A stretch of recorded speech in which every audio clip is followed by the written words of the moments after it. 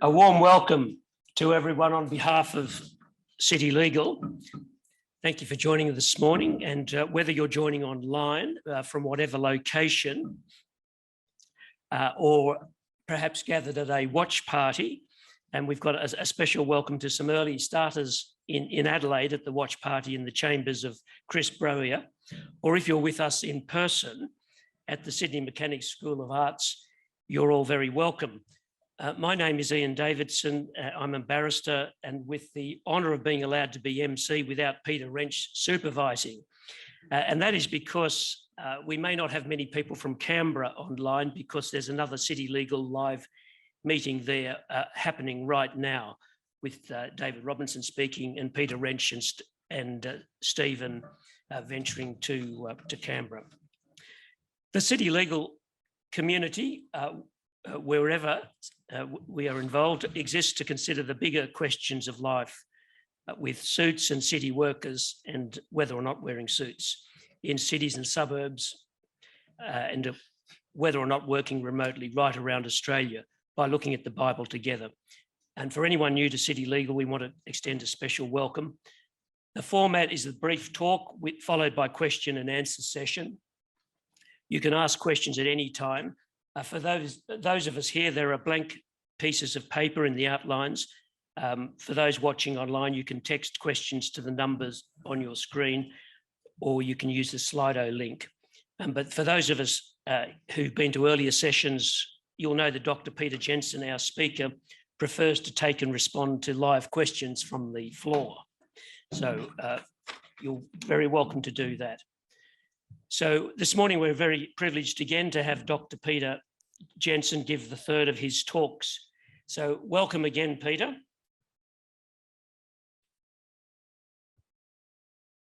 Thank you, Ian. And Peter, you've called this third talk Humanity a Triple Failure. Now look, lawyers and particularly our clients don't like to hear about us failing, let alone having epic or triple fails. Why couldn't we have a talk about how to make a name for ourselves as successful rather than about failures? Well, Ian, that's a very interesting question from a lawyer. Would you not think that your whole profession is built upon human moral failures? Yes, I do, actually. We have that in common with the clergy and, and doctors, I think.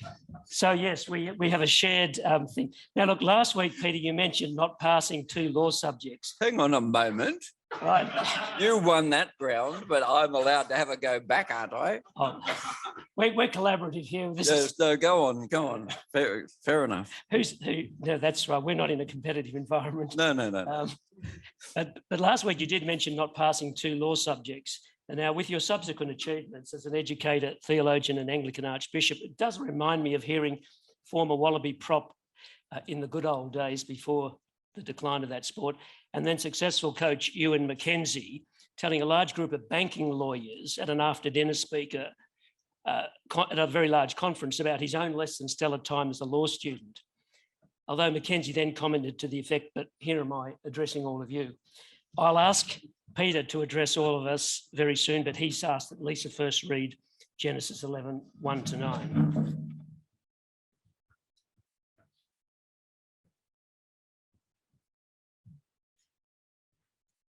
The first 9 verses of Genesis 11.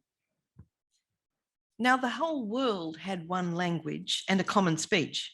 As people moved eastward, they found a plain in China and settled there. They said to each other, "Come, let us make bricks and bake them thoroughly." They used brick instead of stone and tar for mortar. Then they said, "Come, let us build ourselves a city with a tower that reaches to the heavens, so that we may make a name for ourselves. Otherwise, we will be scattered over the face of the whole earth." But the Lord came down to see the city and the tower the people were building. The Lord said, "If, as one people speaking the same language, they have begun to do this, then nothing they plan to do will be impossible for them. Come, let us go down and confuse their language, so they will not understand each other." So the Lord scattered them from there over all the earth, and they stopped building the city. That is why it was called Babel, because the Lord confused the language of the whole world. From there, the Lord scattered them over the face of the whole earth. Peter.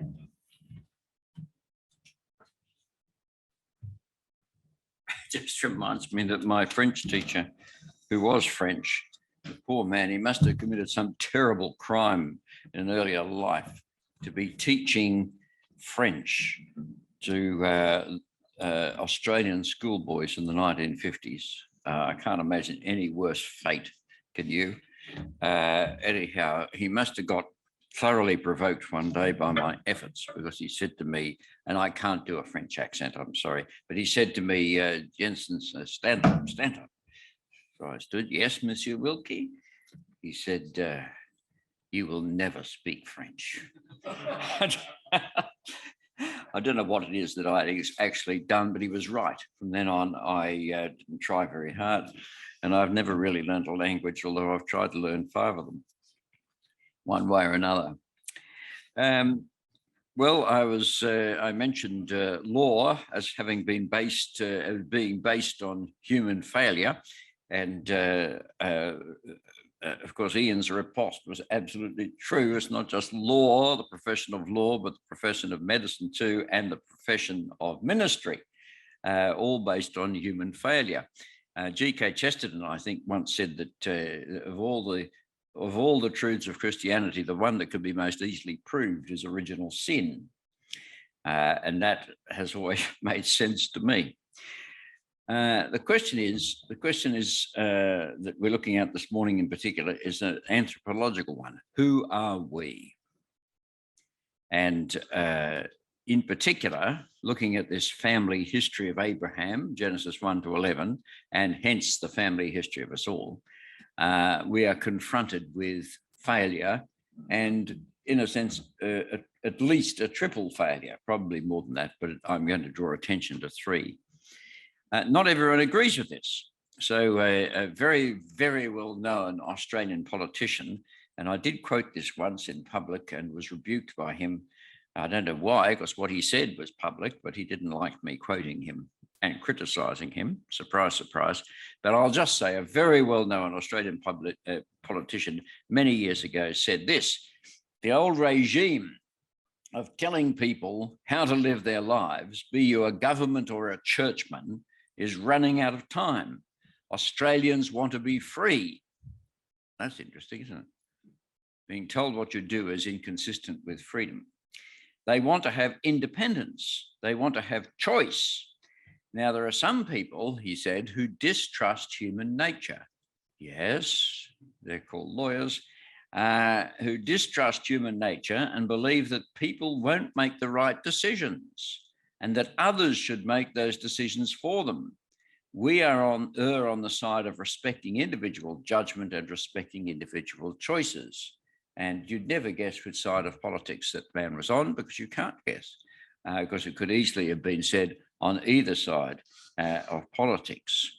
So we are basically good. We don't distrust human nature. The great French thinker, Pascal, 18th century, one of the great mathematicians of all time, but also a profound philosophical thinker, described human beings like this. I say this by way of contrast. He said, human beings are, or we are, the glory and the scum of the universe. I love that, so I'll say it to you again, just in case you missed it. We are the glory and the scum of the universe. Well, who are we? Today, I'm going to look at 3 moments in this passage, Genesis 1 to 11, of which Babel, which Lisa just read to us, is going to be the 3rd. But first, we're going to look at the what people have called the original sin.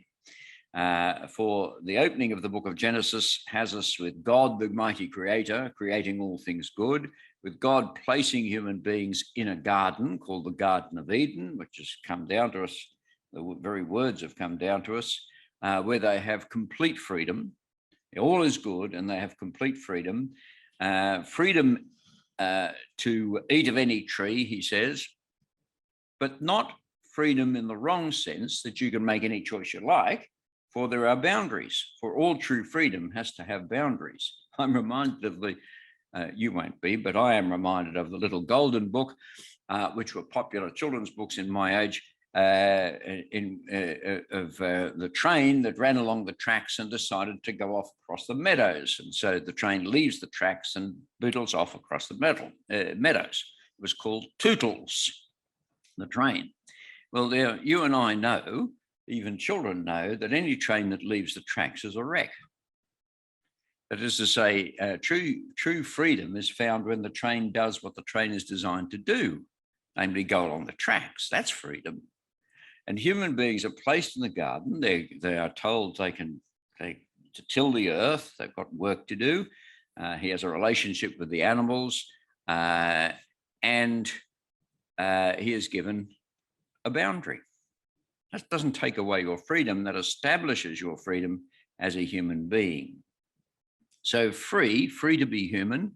Free to be human, that is to say, under God, because that's where humans belong, under God, servants of God, keeping his word, actually in a covenant relationship. Hosea the prophet tells us this, 6 verse 17, if you're interested, 6 verse 7, I should say, that Adam was in a covenant relationship with God. A covenant, the very word means promises, and God has given him certain words. He trusts those words, he commits to them. So there's a covenant relationship. In the 3rd chapter, we find this relationship tested. For by then there is Adam and Eve living in perfect harmony with each other and with God. But now the serpent speaks to Eve. And in these famous words, the serpent says, did God actually say, you shall not eat of the tree in the garden? Fascinating beginning. Did God actually say that? In other words, the relationship between God and man, or God and man and woman as it now is a verbal one. Like God speaks, he responds. So the serpent attacks the word. Did God say this? So Eve responds, slightly exaggeratedly, but never mind. We may eat of the fruit of the tree of the garden, but God said, you shall not eat of the fruit of the tree in the midst of the garden, neither shall you touch it, she says, lest you die.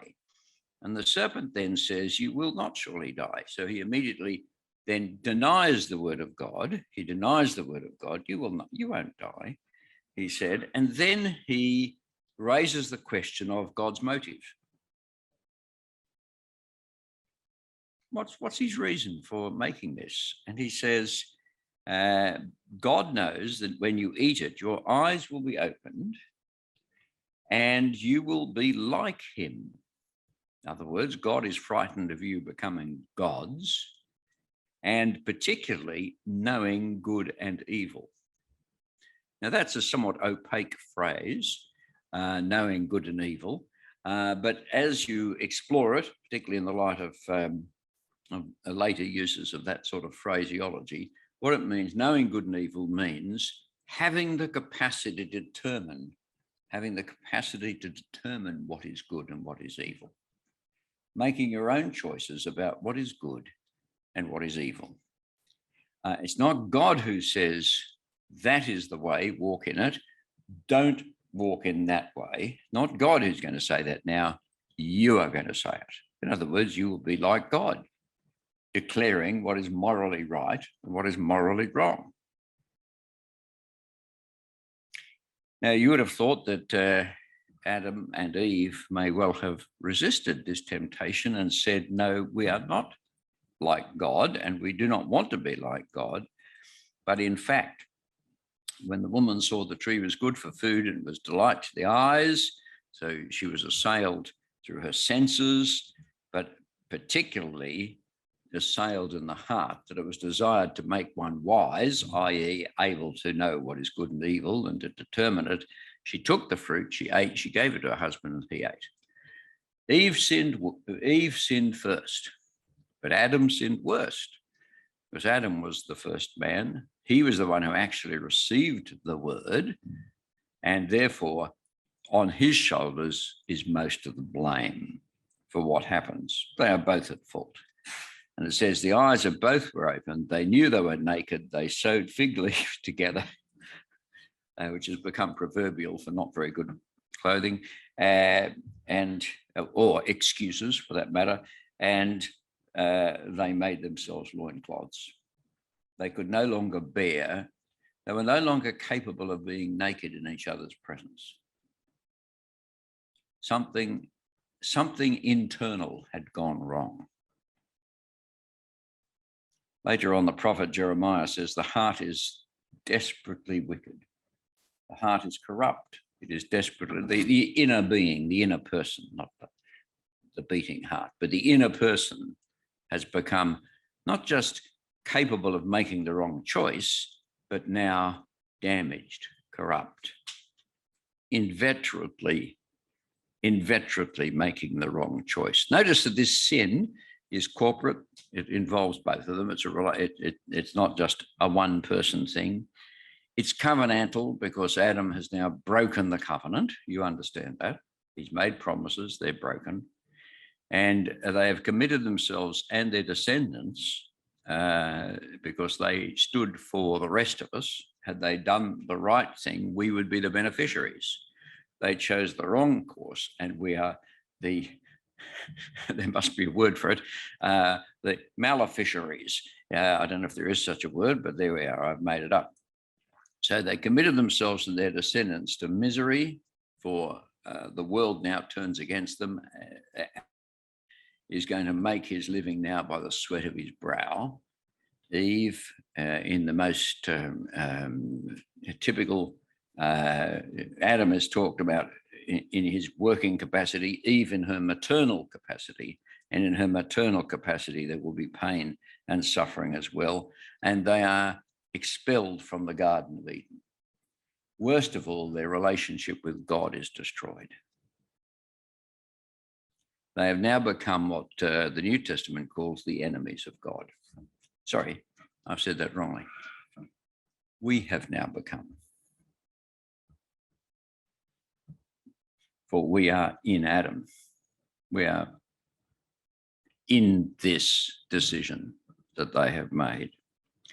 So that is the what's called the original sin. And when they are expelled from the garden, immediately or virtually immediately, within a few years, the first murder takes place. And then the rest of the Bible, virtually to its last chapter, is a long litany of failure, moral failure, spiritual failure, rebellion, evil, predatory behavior. One thing about the Bible, it's like Shakespeare, there's no crime bad enough not to be found here in its books. And the thing you may notice about it is that it's often the heroes who are doing it. It's King David, it's King Solomon, both of whom are the great ones, whose moral failures are so significant. The Bible has a steadfast look at human nature. It does not waver. It says, this is who you are, folks. And I'm afraid, well, now there are some people, says our politician, now there are some people who distrust human nature. Yes, all of us do. That's why we have keys and banks and lawyers and a million other things. We live on distrust of human nature.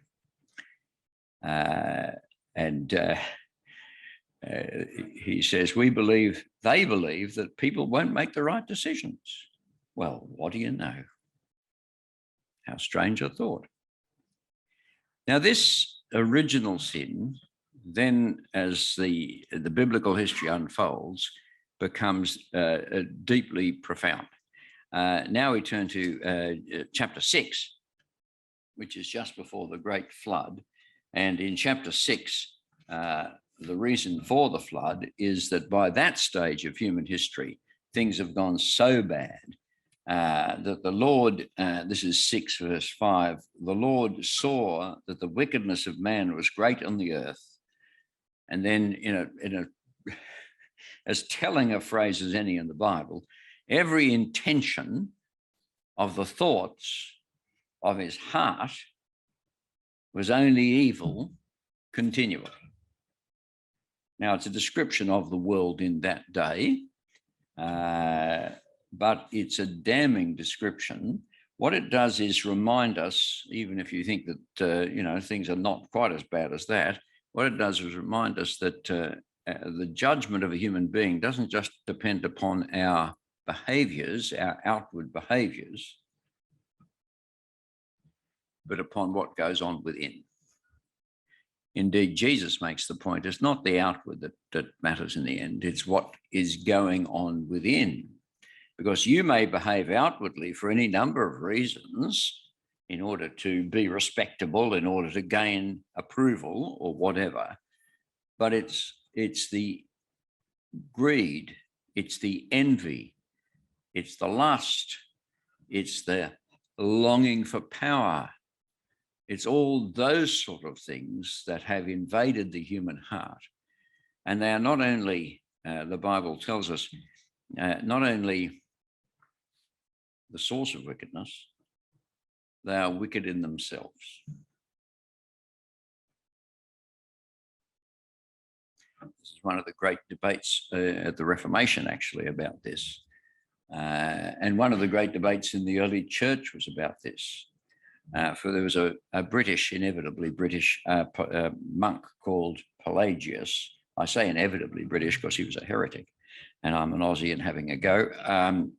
But Pelagius believed not that Adam committed us all to this, but that every person is born good, and we follow the example of Adam rather than.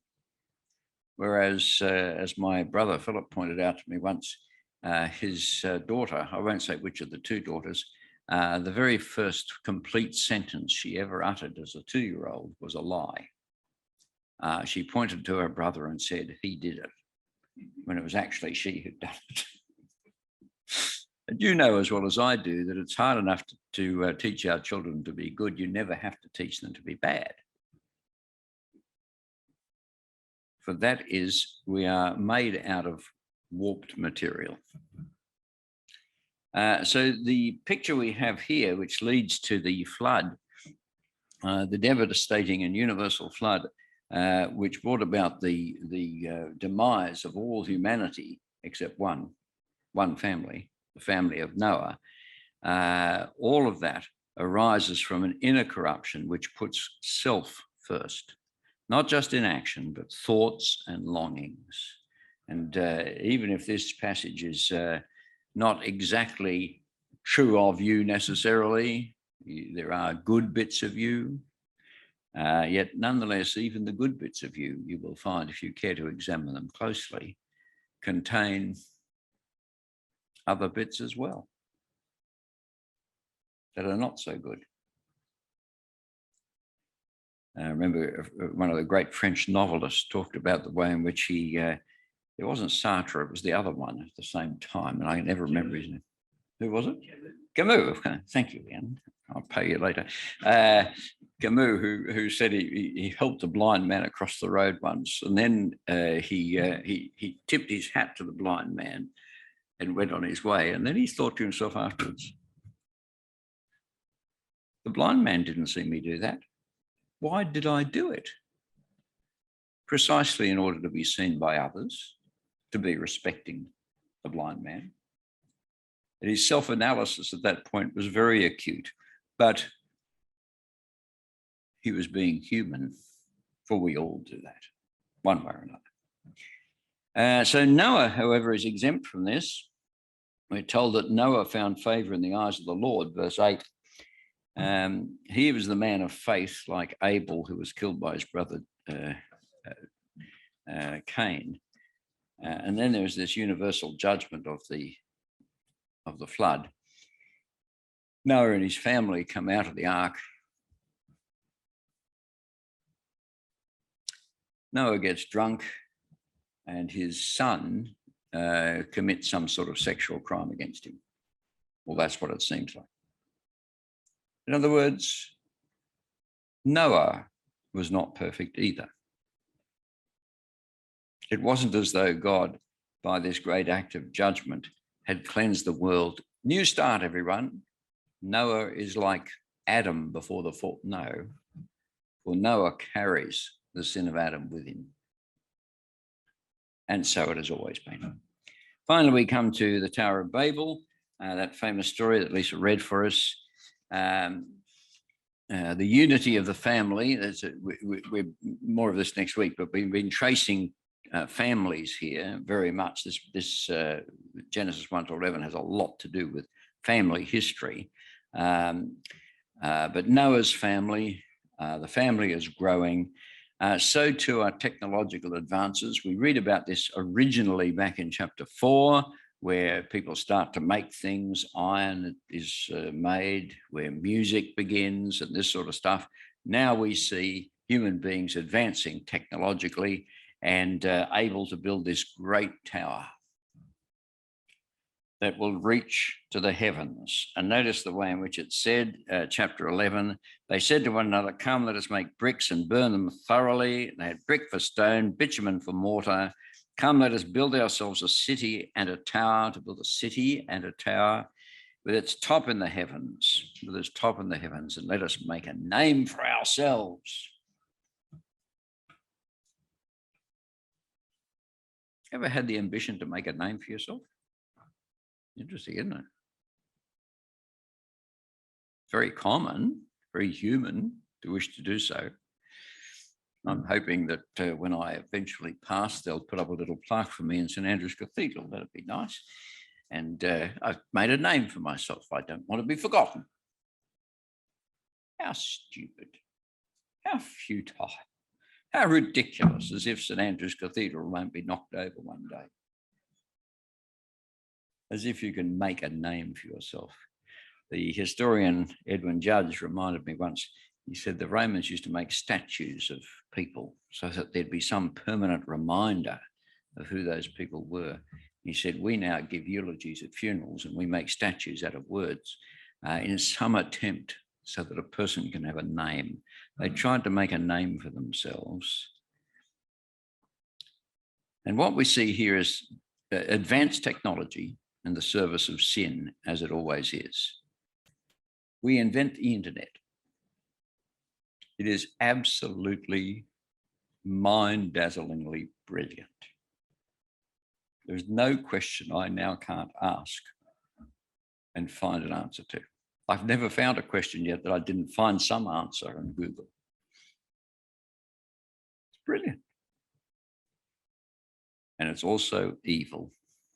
You know as well as I do that the internet is used for great evil, whether it's the evil of lies or the evil of pornography, the evil of people hating each other and speaking ill of each other.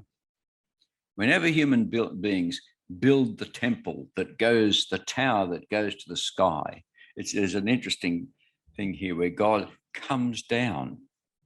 It's a sort of joke. He comes down so far beneath him that he has to come down to have a look at it, so to speak. Human beings make a name for themselves while God's name is what matters. And so it's interesting, science, which is our great achievement. I was just reading an article the other night. The problem with science is there's so much of it simply isn't. You may know there's a crisis in the scientific community about the number of articles, journal articles, that simply can't be replicated. Because science is the product of human beings. It's not pure and holy, it's corrupt. And the consequences of it, I mean, thank God for science. I wouldn't be here without it. But on the other hand, all the things we do, which are so wonderful, also contain that corruption within it, because that is us. We are the glory of the universe. and the scum of the universe as well. And we'll never shake ourselves free from that. So if you look at it, I think we ought to look at all the university disciplines and ask ourselves, what is the assumed anthropology?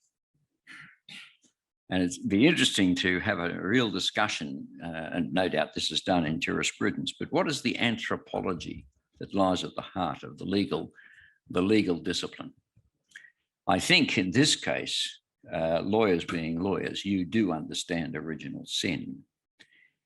There is also an assumption of human worth, assumption of human dignity. Yes, we must never, ever lose that, but also an assumption of human evil. The crisis of this moment is going on in Macquarie Street. It is assisted suicide. It is the attempt to create a law based on individual rights, if there are such things, in a way, but neglecting human evil. What do you think the tax laws are like? Don't they grow vast because every time a law is made, people find a way around it? Do you not think that the best laws in the world are not going to prevent murder on a significant scale as a result of such laws as the so-called assisted dying law? Well, finally, this is all good news. It explains who we are, explains that we are the image bearers of God, precious in his sight. But it does challenge human arrogance, and it introduces the truth that we are helpless before God. Jesus said, whoever commits sin is a slave to sin. That's me. And it gives us the assurance, the great flood and the demolition job on the Tower of Babel, it gives us assurance there is justice at the heart of things. That's good news. We always want justice at the heart of things. Otherwise, we can't have, as the media says these days, closure. And if there is justice at the heart of things, that means that there is meaning in the universe. That every human being is precious, so precious that there is a judgment. That's why there is a judgment. He doesn't judge elephants, he judges us because we are significant. It establishes the importance of every human being, but it also should make us deeply worried for what will judgment do when judgment comes in our direction. Okay, sorry, I've gone on a little long there, 5 minutes too long. Beg your pardon, sir. We'll deal with our questions. John's got the roving mic for those who want to ask questions here in person. First question, though, some questions coming through on the text. If engineers built in a mechanism by which a train could be derailed, and this question, I love the Toodles example, he would be criminally negligent or worse. Why did God put two trees in the garden, one of them the mechanism by which humanity was derailed? Because we're not trains. I use the Tootles illustration as an illustration because Tootles has been humanized, so to speak, but there is no such creature. The illustration I'm using is simply an illustration. We are human beings. And it is precisely because we are human that God puts us in the garden and gives us that choice and tests us, if you like, by that choice. And it is a sign of the glory of humanity that we are not trains. What do you say to people who say, look, we don't need a God to tell us what is good or evil? It's our own human responsibility to work that out for ourselves. Yes, two things. First of all, it's an arrogant first statement. We don't need a God. That's exactly what God said you would say. And secondly, oh, you're doing so well at it, are you? That when everybody makes up their own mind about what is good and evil, that's a really good world you would like to live in. We don't even drive on the roads like that. It's a typically humanistic, but in the end, I think foolish attitude. Peter, can good be appreciated if there's no evil? Yes, I've asked myself this. Why is it? How can it be? And I've always given the answer to myself, no. If there is a good, then the evil shows the good. I think, however, that shows the simplicity of my brain. In the end, let me go back. In the beginning, God, no evil. But evil is regarded, I think, as in early Christian philosophy, where they struggle with this, it was called a privative. That is to say, it doesn't need to exist in itself. The possibility is enough to show what you've just said is an answer to it. It's a hugely philosophical question.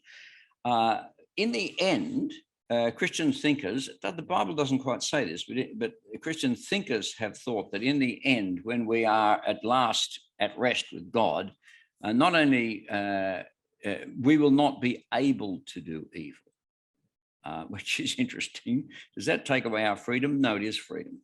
But thank you. Sorry to be inadequate in answering such a question, which the great thinkers of the age have not been able to answer.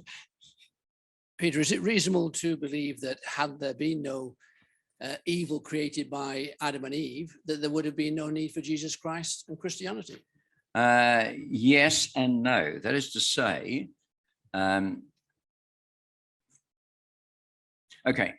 always remember here that what we have is what we have, and speculation about what may have been is merely that, speculative. We do get hints in the New Testament of these, God the Father, God the Son, God the Holy Spirit, and the Son is called the image of God in the New Testament, and has that special role. And it seems as though we need to be very careful here. This is not what the Bible says. This is Peter Jensen speculating. Okay. It seems as though the incarnation may have taken place in any case, that there may have been a way in which, in the way in which God was planning for us from all eternity, was to have such a leader as Jesus as our final leader. Is it not reasonable to assume that God, in his creation, he planned all along for there to be sin? He certainly knew that it would happen. He certainly included it in his thinking. Yes, if that's what you're saying. On the other hand, your first question, I think, was rather, would the incarnation have taken place if there had been no sin? I'm saying the Bible doesn't tell us, but Peter Jensen thinks it is possible. The second, God is all-knowing. He knew what was going to happen, out of which has come something even better. Yeah. Peter, I was just wondering, with the people fearing in the story of the Tower of Babel were being scattered, and that not only were they speaking different tongues, but that scattering became part of the punishment. Is there any significance in that? Yes, there is. And I'm sorry I didn't get to it, but yes, of course there is. The confusion of tongues, which is our daily experience and a frustrating experience, that I have to go through so much agony to learn French of all things, let alone Mandarin or something like this, is a symbolic of the way in which human beings, in our attempt to be united, to build a city and a tower that would reach the heavens, trying to make a name for ourselves, is absolutely nonsense. It was never going to be a human way. And therefore, God's punishment, the justice that falls upon them, is a very appropriate justice. He scatters us and makes our unity very difficult by the profusion of different languages. In other words, cultures, all that sort of thing. Yeah, I agree. Yeah, thank you. Peter, sorry to interrupt. Can religious art, including statues, be helpful? I was about to repeat the question, which is a technique I use to make sure I can think about it before I get to it, but I don't have to repeat it because it's already. Thank you. Well, what does the Bible say? It is interesting that one of the things the Bible forbids, of course, is the making of statues, etc., etc. In a world in which such statues represented the gods and actually were inhabited by the gods. It wasn't just, oh, here's a representation of the god. There was a magical connection between the actual object itself and the worshipper. And so that sort of thing is entirely forbidden. God says, you shall not make to yourself any graven idols, etc., etc. It is interesting that there is no description of the physical characteristics of Jesus. I always imagined he was 5'2" and had bad teeth. I mean, you know, we don't know what he looked like. It's interesting. There is no such description of him. None has come down to us. That yes, exactly. Appearance, whatever, in Isaiah. It does tell us that exactly there, which contradicts something I once heard Billy Graham say, by the way. I'll tell you later. It is interesting that the Lord approaches us in word rather than in picture, etc., etc. The danger, of course, is that those pictures, so you see a picture of Jesus, the pictorial definitions of Jesus down through the ages, which have reflected usually our own character and culture, are quite misleading and can give you the Bible message in a way that is not true to the Bible message.